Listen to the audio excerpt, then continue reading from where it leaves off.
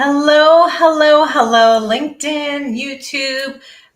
Good afternoon, good evening, or good morning, depending on where or when you are joining this discussion all about feedback and feedback fears and how feedback goes wrong and why so many of our traditional feedback methods do not work today.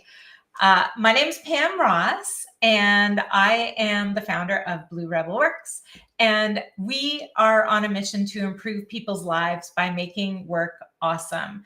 And we do a lot of leadership development, especially with newly promoted managers or managers who've just joined a team. And one of their biggest fears is having feedback conversations. And we have a fabulous feedback model.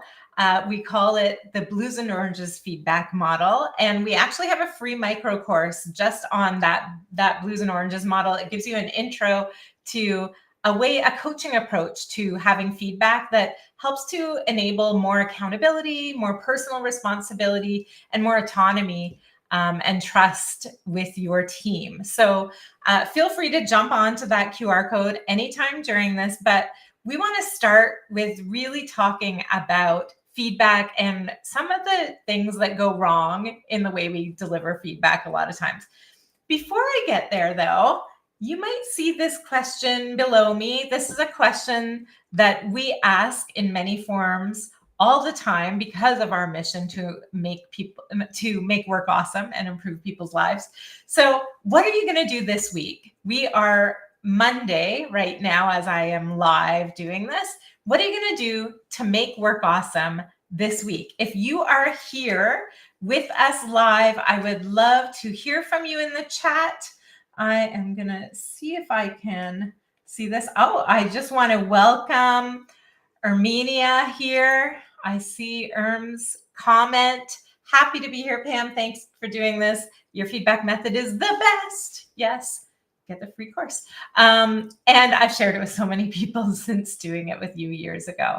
I have been using this form of feedback. We've kind of perfected it and added to it over time. But the base form of this feedback, I have been doing this for probably 15 plus years. And we have tweaked it, figured out ways and when to use it, and how it really creates a culture where feedback is flowing continuously and without that kind of fear or trepidation that you're going into every feedback conversation. So thank you, for being here. And I'm so glad that you're still using the Blues and Oranges. So welcome if you are here. We are going to dive into, so one of the things that's making work awesome for me this week is I am doing some team coaching with a team tomorrow and having such a great time kind of digging into conflict with them and some and a little bit on feedback. So we're looking forward to helping this team that we're working with have some really healthy conflict. It sounds like a weird thing to make work awesome, conflict, but it really does. When you have good, healthy conflict, it is stimulating, it's interesting, and it gets you to a better place. So that is one of the things that's going to make work awesome for me this week. I see Katie, who works with me, is here. Katie's at the cottage today and working from wherever, as we do, because we believe in really full trust and autonomy and accountability. So Katie is working from the cottage today, and I'm so happy that you're here, Katie. So what are you doing to make work awesome this week? Let us know in the comments. Let me pop my caption back up there. What are you doing to make work awesome this week? So today's discussion is about delivering feedback and what makes that difficult and why some of the traditional ways that we see feedback being delivered just don't work, especially today. So curious, what are some of your feedback fears? What gets in the way of you wanting to deliver feedback or having effective feedback conversations? What have you seen that really doesn't work or that kind of scares you about feedback? So this is one of the things that the managers that we work with struggle the most with. We often ask, like, what are you hoping to learn in your leadership development program? And delivering feedback or being able to hold people accountable with feedback, or, improving my team with feedback are some of the top things that often come up. So here's some of the things that we hear from them. These are direct quotes about kind of what gets in the way of feedback conversations. So we hear things like, some people take it negatively and as a personal attack. If any of these stand out to you, give me, I don't know if these show up on live, but give me a thumbs up or something if any of these stand out to you or you can relate to them. And pop your own into the chat. So some people take it negatively or as a personal attack. We've heard, you don't want to hurt someone's feelings or get into conflict or an argument or have them not like you, right? We want to be liked. We could do a whole other video about kind of the different motivations of managers based on our kind of personality profiles or communication styles. But for sure, a lot of us really want to feel that we're well liked by our teams. Another comment that has come up, not everyone takes it positively. And sometimes you can come across as bossy. You might be the boss, but you don't want to be bossy. Not knowing how to lay out the feedback and fear of being misunderstood.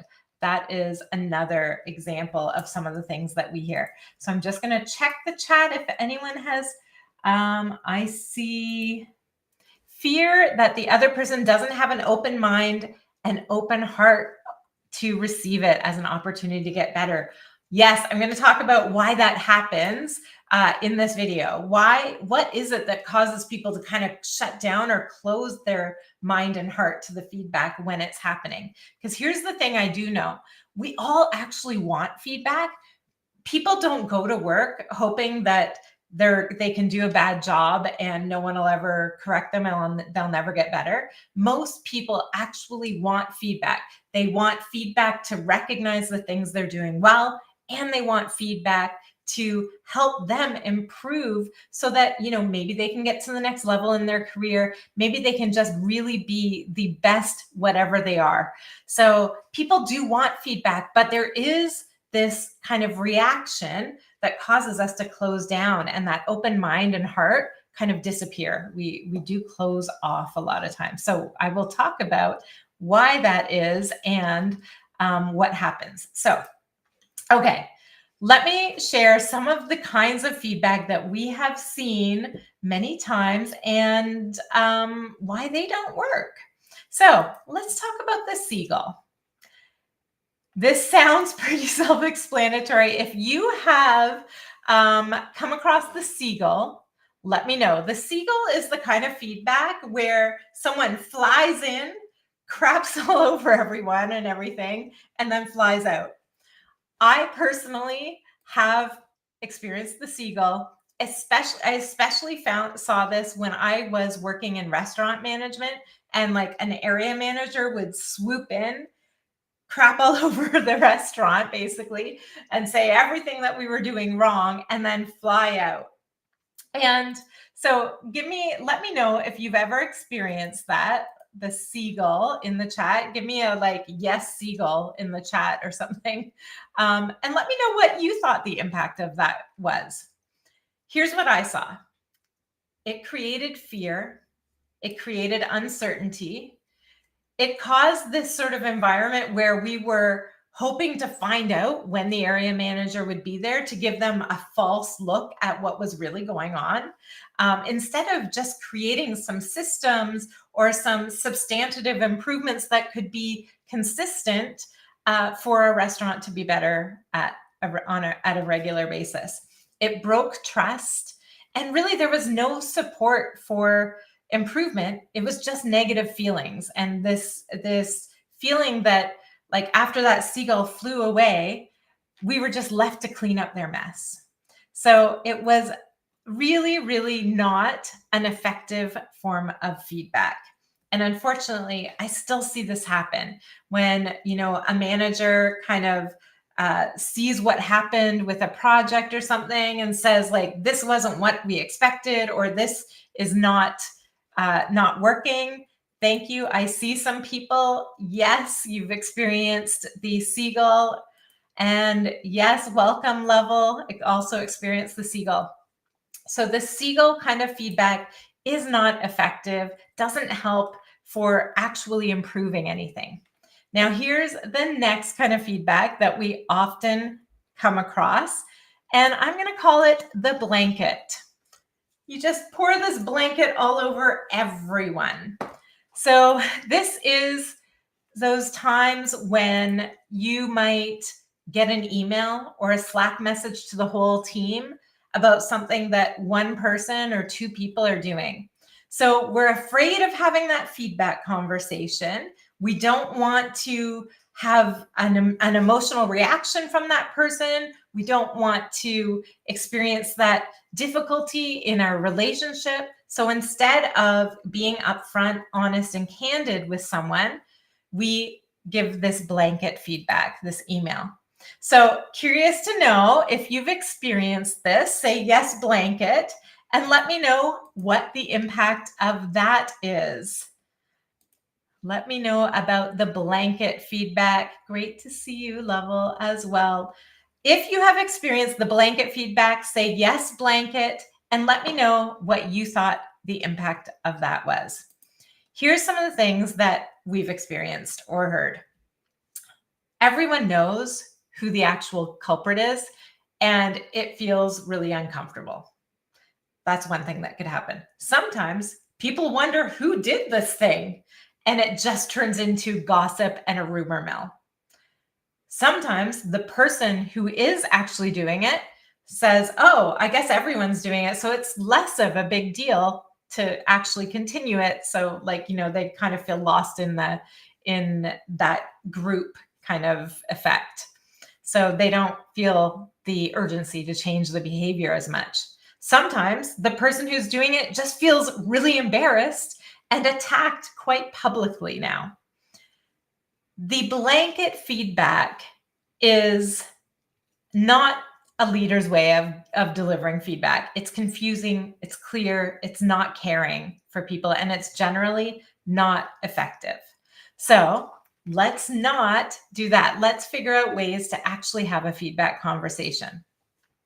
The next kind of feedback that we often see is really, really general feedback.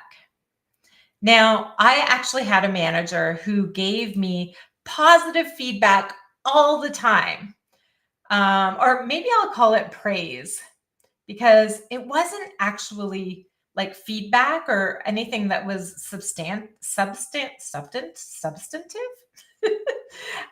It was just these general kind of accolades. Great job today. You rock, all the time. Now, in the moment, it feels quite positive to get that general praise. However, over time, it rang completely hollow to me. Okay. I actually found that I was craving feedback on how to improve. And I would ask, great job, but was there anything I could do better?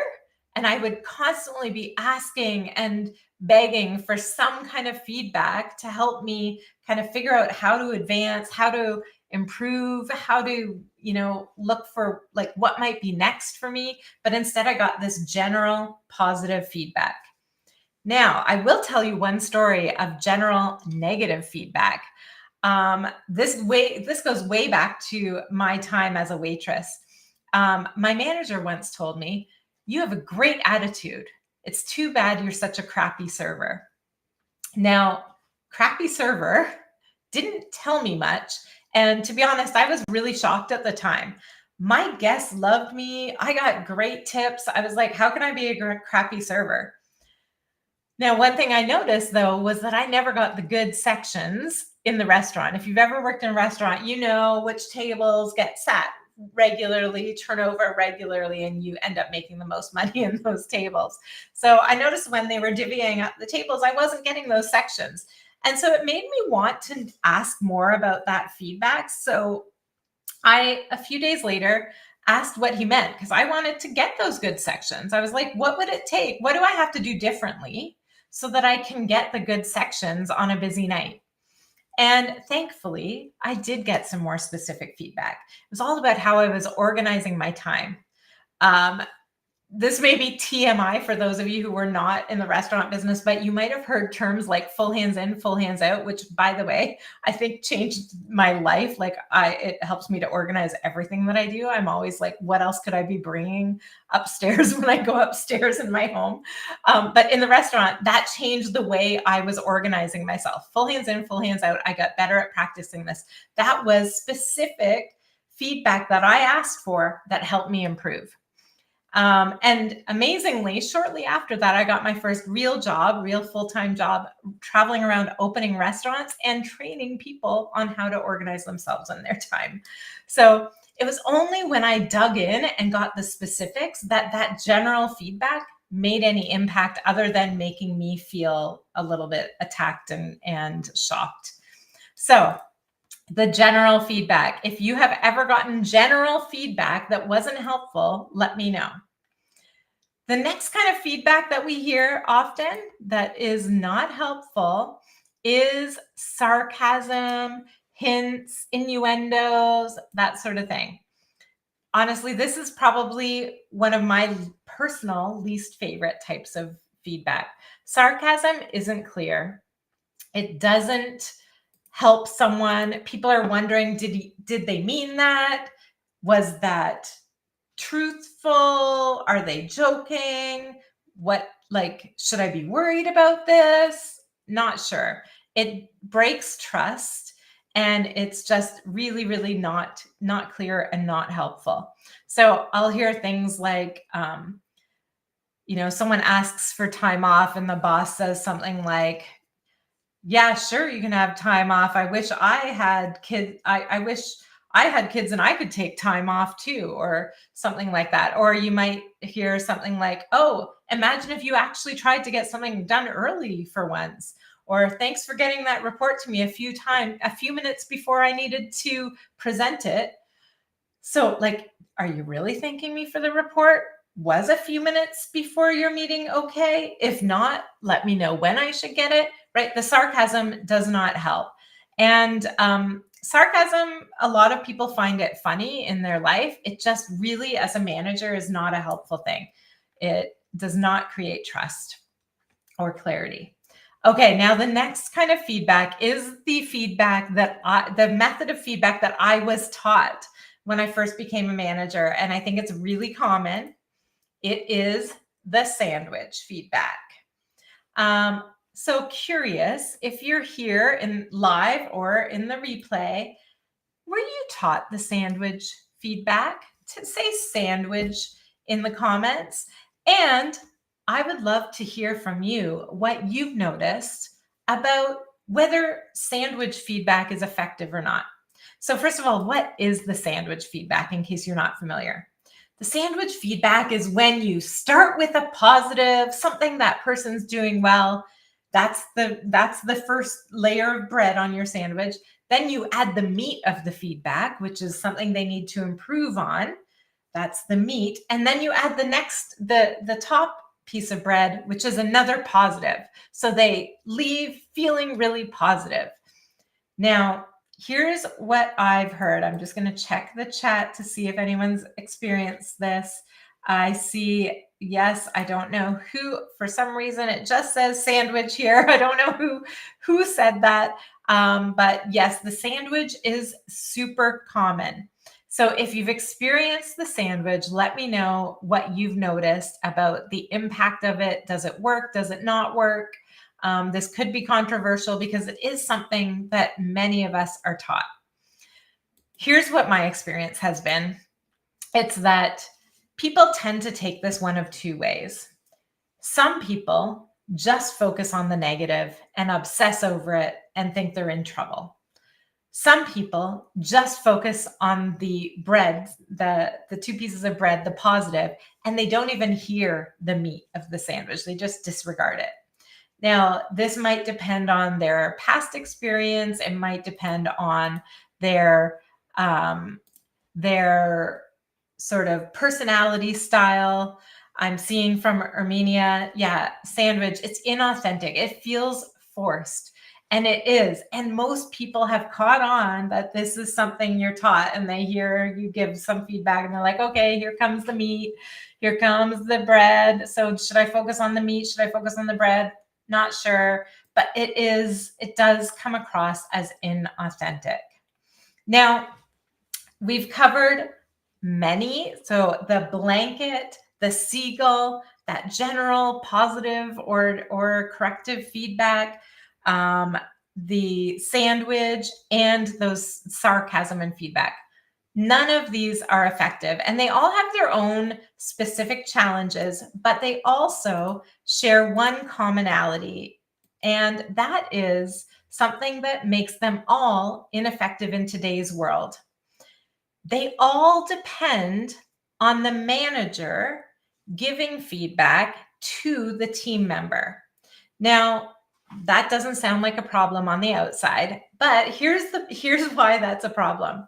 For most of us today, the manager isn't working directly with us, over our shoulder, watching us all day. If you think back to many decades ago, we might have like an office pool of kind of people typing, and someone could come out and see how everyone was working. Or we might have a factory with an upper level where managers could look over and see how productive and efficient everyone was working, and there was management processes and systems were put in place to like how to make a widget the most effective way, and we could see whether that was being done and correct it. In today's world, many jobs are really specific. Technical expertise is important in them. Managers might be working remotely or just not in the same room as people. We don't see a lot of what people are doing. So I would say, let me find my little managers are just simply not omniscient. They do not know everything. They do not know what you were thinking, what motivated you to make a decision, when you were working on something, what got you to the point you got to for the outcome that you got. They might see the outcome, they might see some of our interactions in Slack or Teams, but managers, we don't know what everyone on our team members are thinking, doing, or focusing on regularly. Maybe we see 10% of that. So when we give feedback, it can ring really hollow or be disregarded as team members go, yeah, like you have no idea what kinds of things I was dealing with when I did that, or what I was thinking. You don't know what's going on in my day-to-day to give me that feedback. And so it's hard sometimes for a team member to take us seriously or to really take that feedback positively when we are delivering it and we don't see what's going on. And this is why the Blues and Oranges feedback model, which is in our free micro course, is really helpful. It is a coaching approach to feedback that involves the person.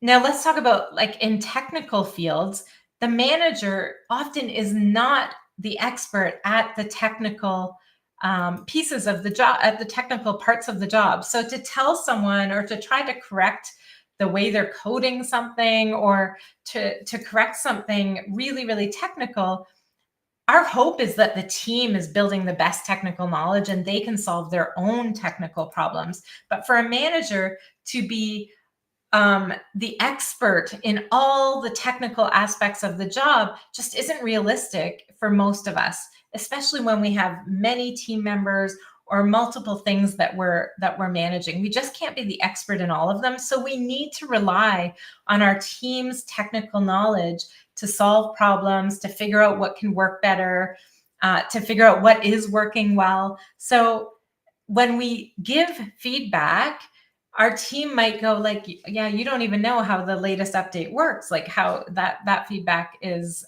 again, disregarded.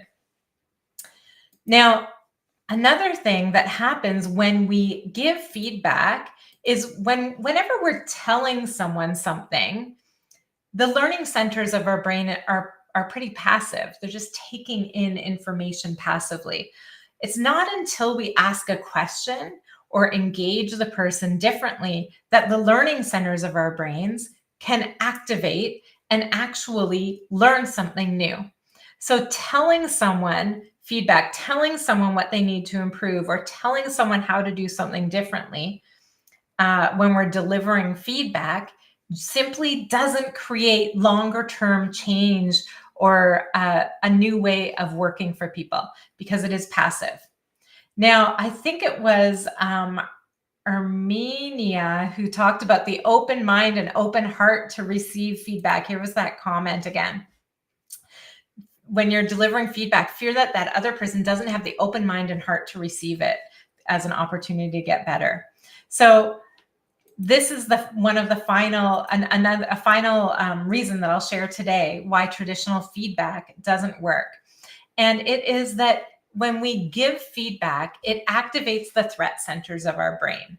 So we go into sort of that fight, flight, freeze mode, and we are not, again, able to learn, and we are in defensive sort of posture. So that open mind, open heart that hopefully we're trying to go throughout our days in, as soon as someone says, can I give you some feedback, or comes to deliver feedback to us, or calls us into an office to give us feedback, or sets up a private meeting with us, we're like, uh-oh, feedback. We go into threat zone. And there are actually these 5 threats that the Neuro Leadership Institute has found that we react to in the same way as our brain might react to a threat to our physical safety. This is threats to our sort of social safety, we call it.